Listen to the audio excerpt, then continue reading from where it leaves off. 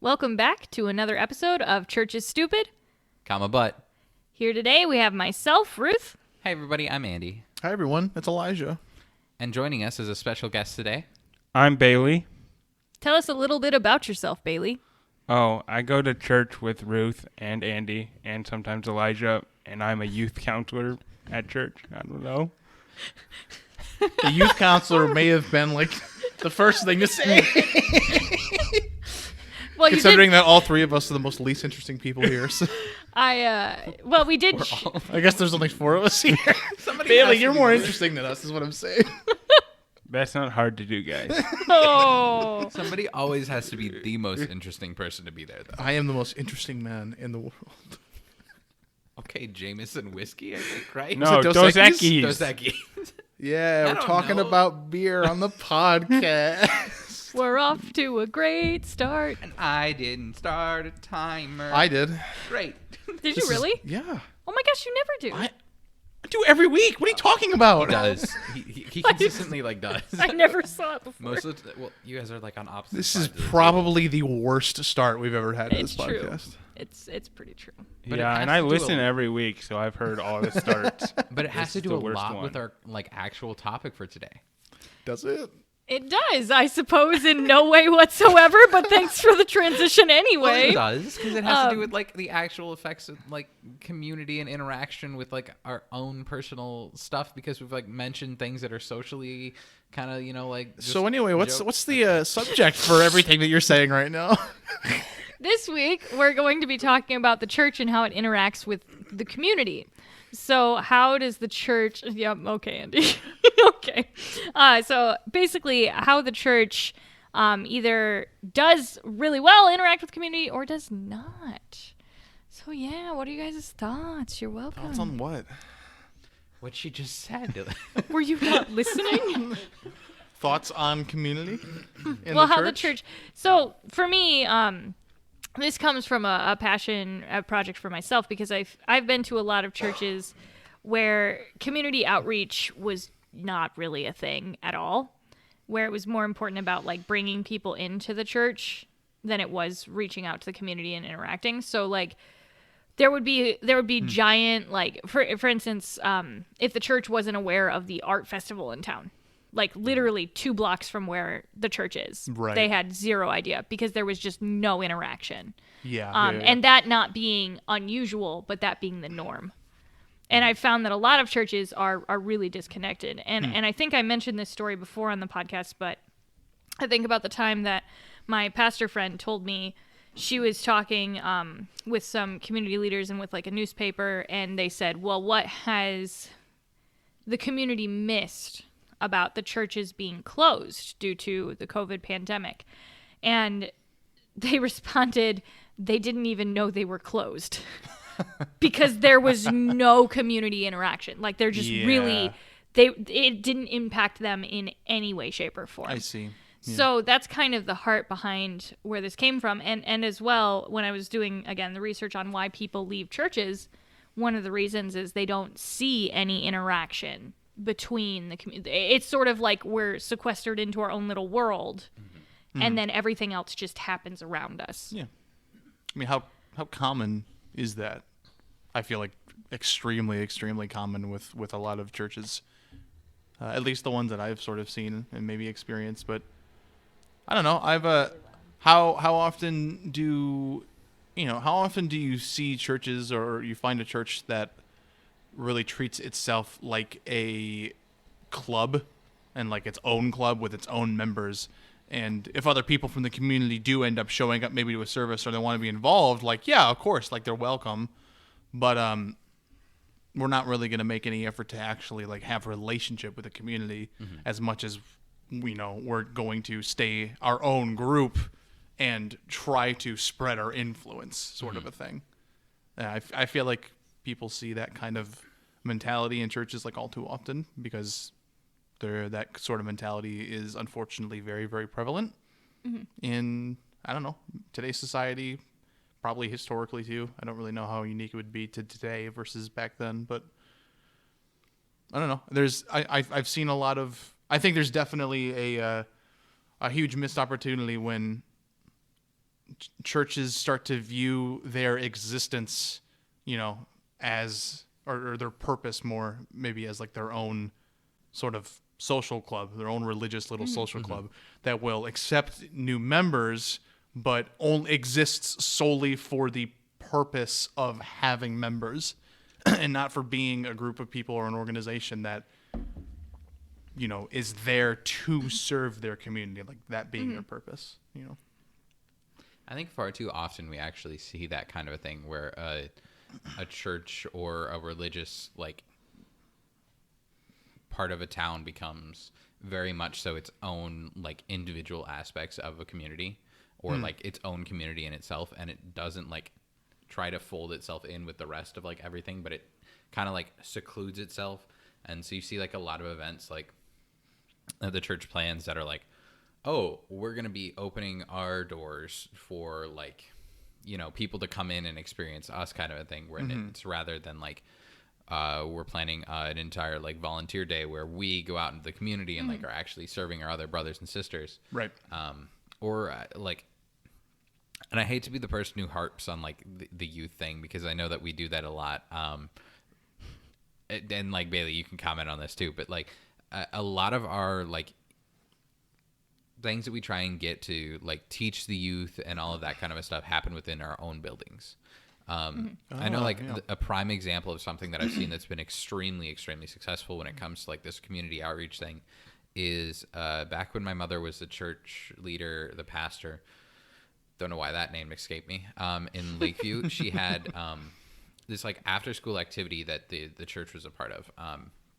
And essentially like for a couple hours after like schools would get out, they would post members from the church inside of the schools so that kids could stay after and like study or like visit with friends for a little bit or for whatever was really needed. And so like I know I particularly participated in this because I had friends there, but also because like my mother was like involved in things.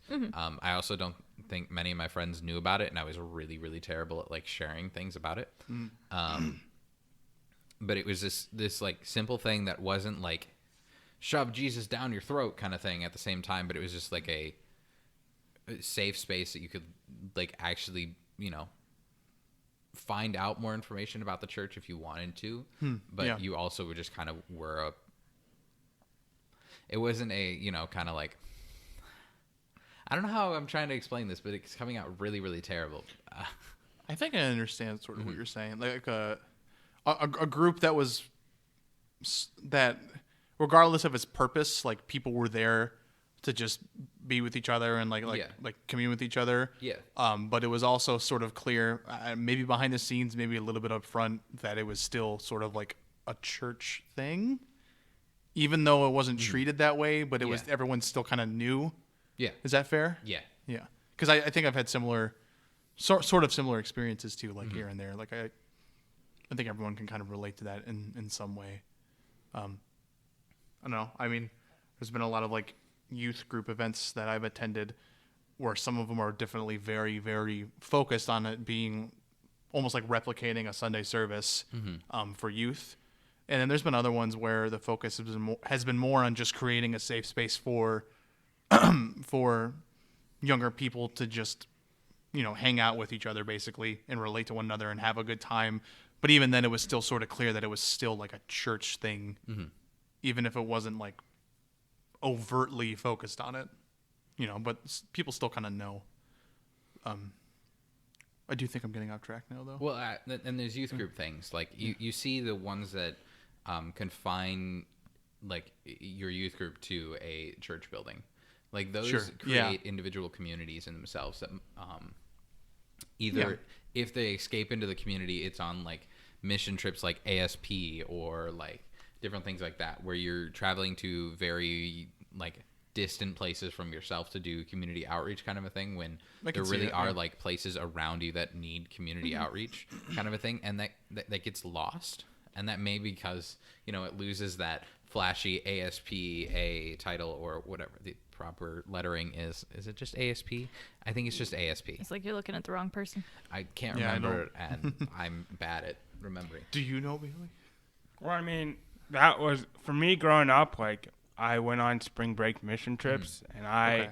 went to multiple places. I never went to ASP, but I went to a lot of places similar to it. I think my closest mission trip that I went on, I went to a couple in the state, like in the state of Michigan when I was in middle school. But a lot of times, like mission trip, you go somewhere that's not in the state, and that was kind of the big deal because you got to go somewhere else Yeah. because it was over spring break.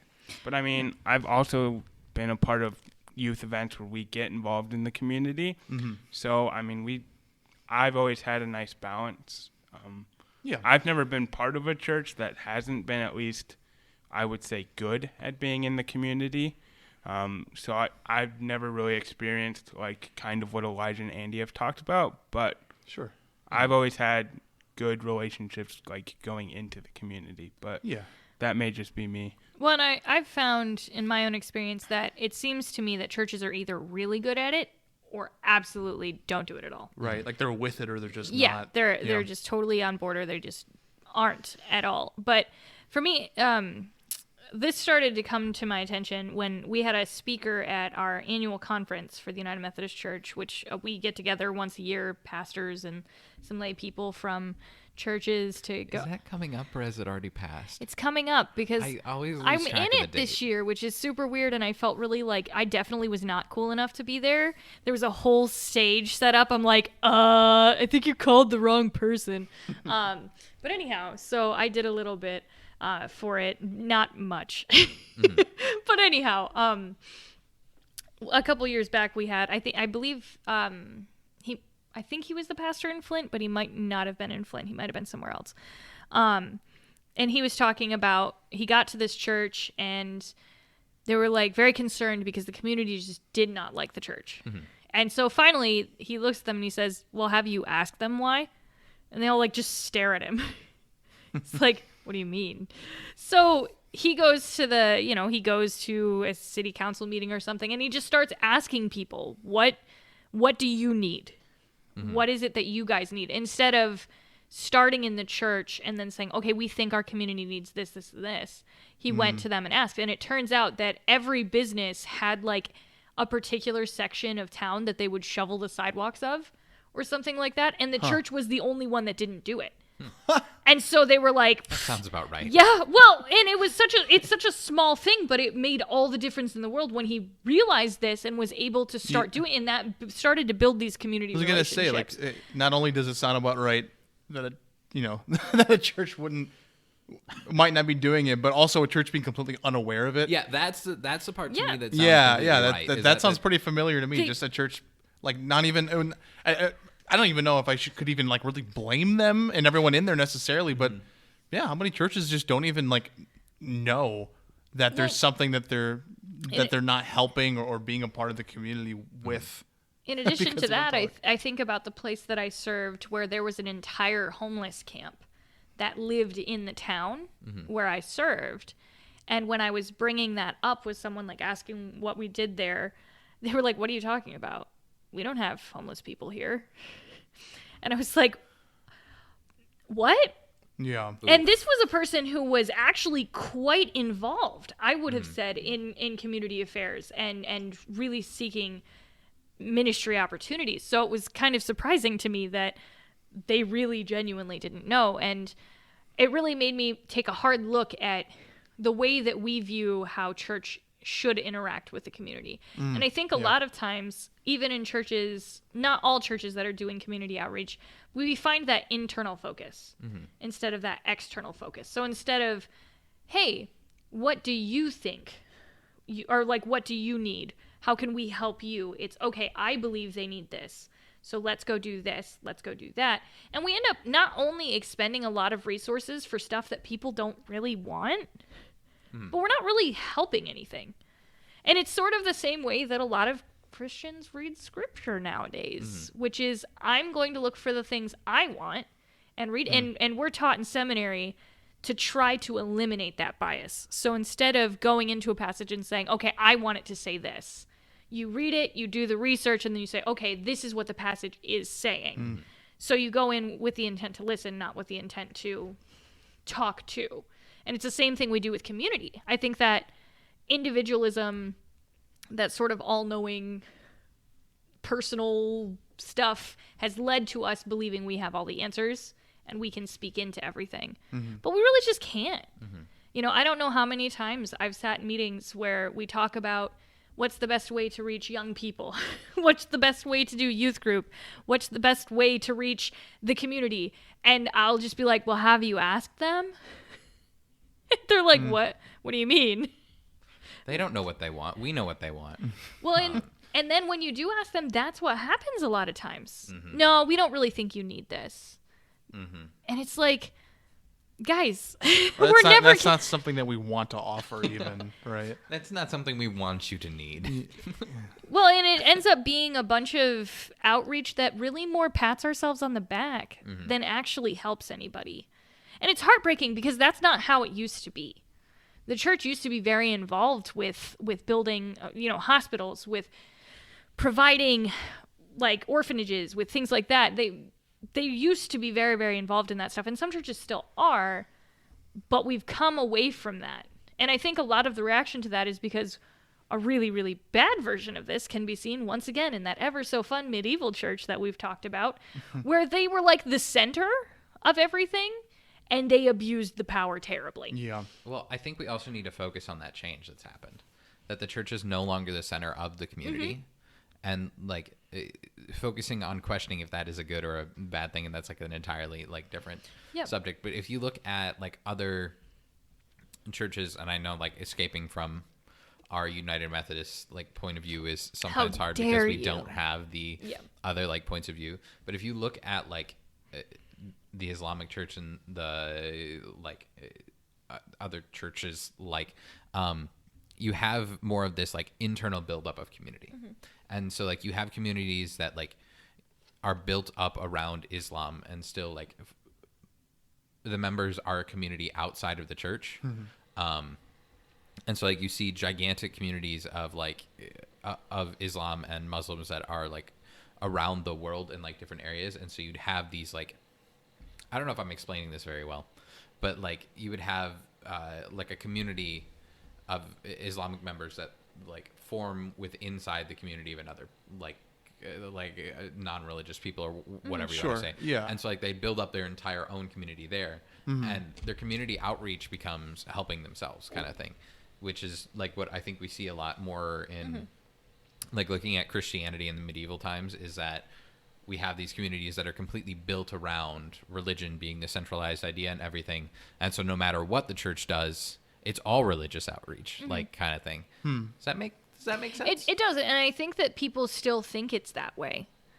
Because we still have a generation around who it was kind of true, where most people went to church, and most people would be, like, it was much more commonplace to be seeing everybody in church on a Sunday morning. Probably much more common to see things like community services being provided by like a local church too, and having that be like viewed as the normal thing or a normal thing. And now, as we've come up on my generation and your guys' generation. Thank you for separating those No problem, Andy. Anyhow, as we've come up on that, we just don't have that same experience. I didn't go to church with almost anybody I went to school with. And though I think there was only really one person that I can remember that I went to school with. And that was he only came to church once every month, maybe. So, like, I never saw anybody that I would see or interact with, I would say, throughout the week. And so when we're looking at, we have people in positions of essentially making decisions for outreach and how to interact with the community, they're still seeing themselves as the central meeting point, as the place that everyone feels the need to come to. So they believe hosting this giant event in your church is going to bring people in. Whereas for us, we go, nope, it's not going to work, because church is not seen the same way that it used to be. Yeah. And the reality is, even back then, it wasn't seen exactly the way people wanted to believe it was. But it's hard for people to accept that, because it's a church that they really, really loved. And so how do you look upon it almost critically, if that makes any sense? Yeah. So I'm still in this the whole thing of like, you know, your friends from the normal week not being friends like at church kind of thing, and like I can think of.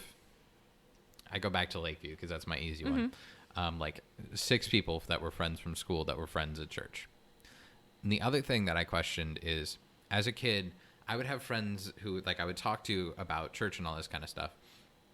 Who would tell me, "Yeah, no, I'm a churchgoer. Like I go to church and everything." And it's like, "You're not in my church on Sunday. Where are you?" Like, and it was in a community that I actually didn't know there was another church in. Really? Like, and this is like 3rd, 4th, 5th, 6th, 7th grade for me, that time period. And like looking back at the town, I don't remember another church. And I'm not saying like I'm calling out my friends for like, they're 100% true. I have no idea where their church was. Yeah. And like, I think we also get that. I think Methodists are better at it than a lot of other church communities are of like trying to interact with other churches. Like we've seen, or maybe that's just our attempt at like an Easter service that we tried to do like as a community. Like we brought a whole bunch of other churches together. And I guess here in town in Midland, I know like where 4 or 5 other churches are because they have staggering church buildings. Like I actually can like recognize this. Like I see this as a church building. Right. Whereas that's not a thing anymore. Like a normal church building isn't a normal church building. Yeah. And, like we've had that conversation before. But if you like go into a community and you see the churches and it looks like the churches are completely separated out from the community, like, or like this, it gives us like kind of divide feeling between the church and the actual community. And as like an outside member looking at a church, if I see the church in the middle of a field, like out in the middle of nowhere, which is where my church in Lakeview was, then like I can tell 100% that is a church, like all of this kind of stuff. But I also can tell that it's divided from the community.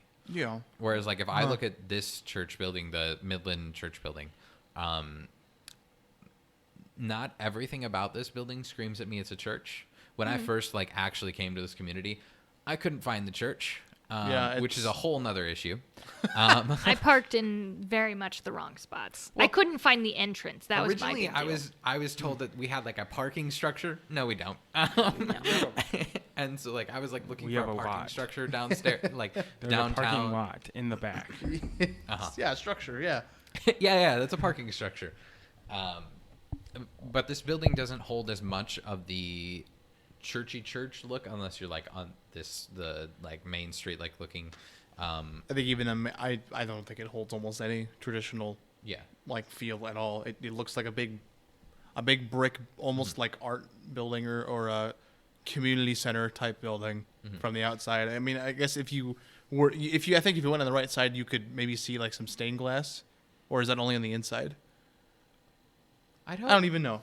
Regardless, I think we need to like go look at the main entrance. I honestly think that the only way you could even really tell that it's fully a church if you didn't like see like the sign is if you just knew about it prior or you were a part of it already.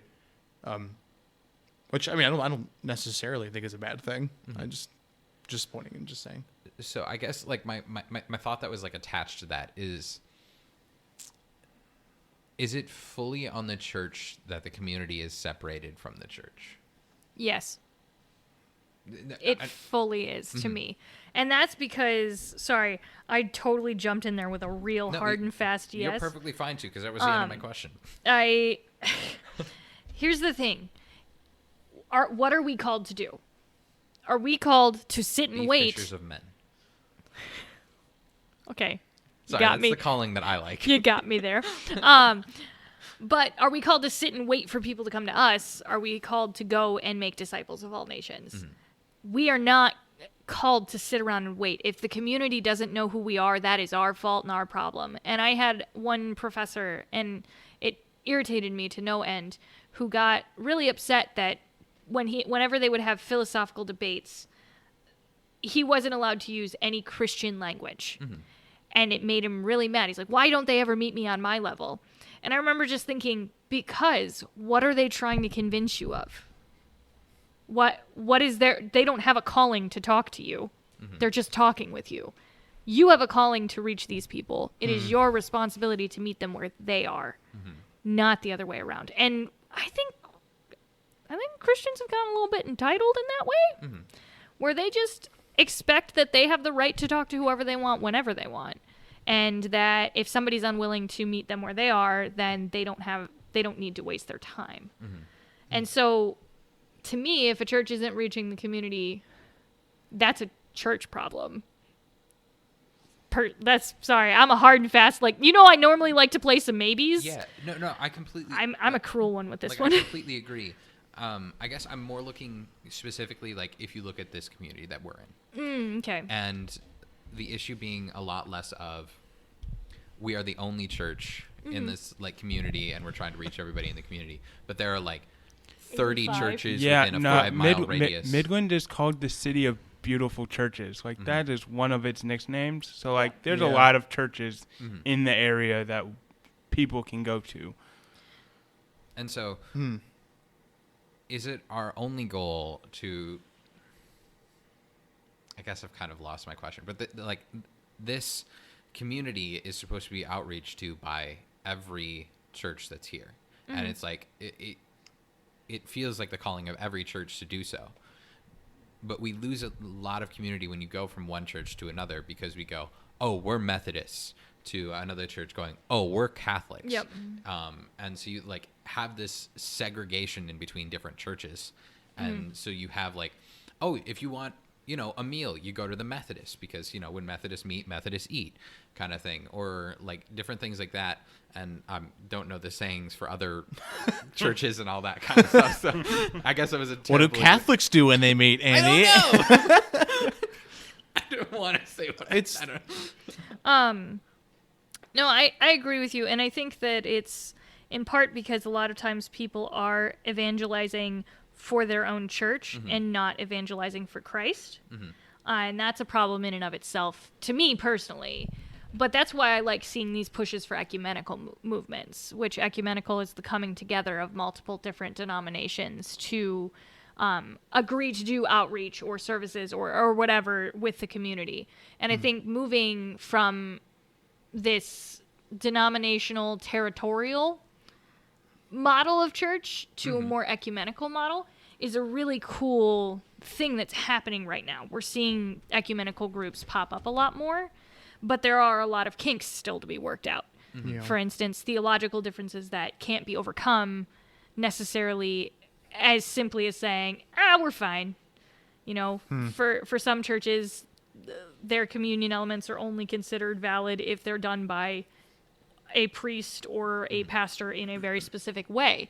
And for denominations like ours, which have an open table, we don't have those regulations, but we also can't offer it to people who attend different churches.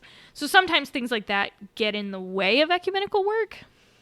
Yeah. But I feel like community yeah. outreach really could be and should be an ecumenical experience. Yeah.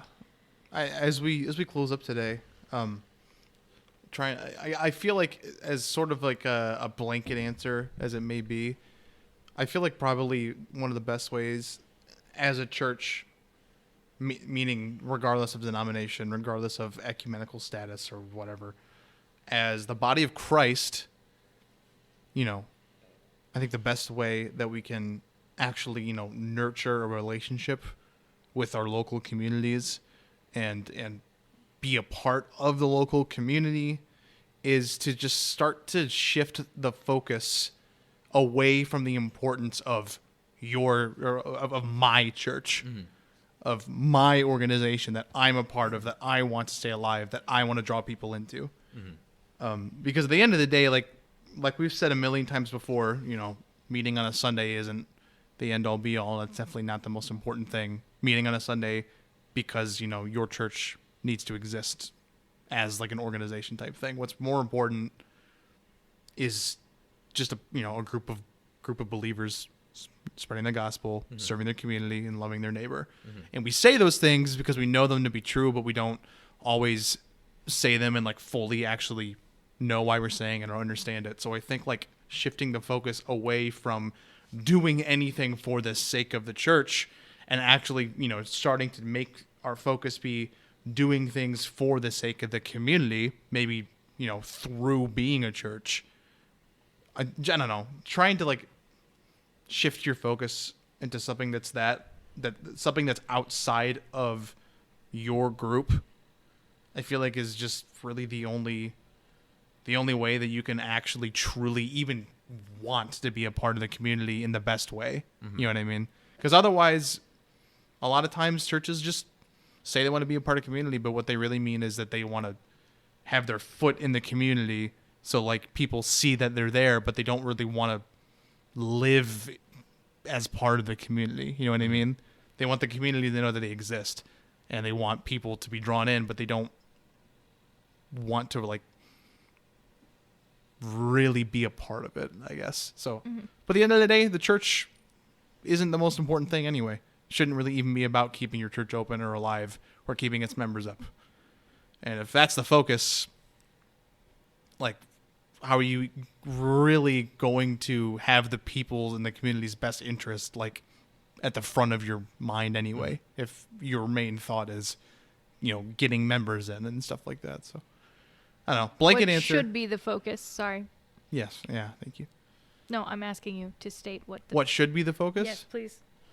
What should be the focus is loving your neighbor, serving your community, and spreading the gospel. I mean, Okay, that's thank you. the easy answer. Sorry, That should be the I'm focus. a turd, but I had to have that stated. Yeah. Yeah, you are. That should be the focus. Thank you. So we are coming to the end of today's episode. And just as a reminder to love your neighbor, from all of us here at Church is Stupid, Comma but. I'm Andy. I'm Ruth. I'm Elijah. And I'm Bailey. And we hope that you have a great week.